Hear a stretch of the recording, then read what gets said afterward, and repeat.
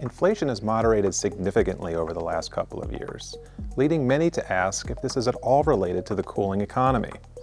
In our recent economic letter, we find that the recent dynamics of inflation can be at least partially explained by patterns of excess demand in the economy.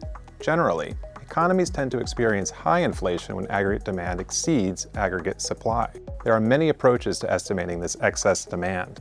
We've found that labor market tightness, as measured by the amount of job vacancies per unemployed individual, or VU ratio, is one of the strongest measures of excess demand for forecasting inflation.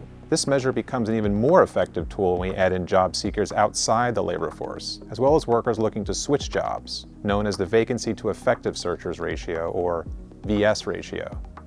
The VU and VS ratios peaked in the first half of 2022, around the same time inflation peaked. These ratios then declined over the next 2 years as inflation came down. The declines in excess demand, as measured by the VU and VS ratios, pushed inflation down by about half a percentage point between May 2022 and May 2024.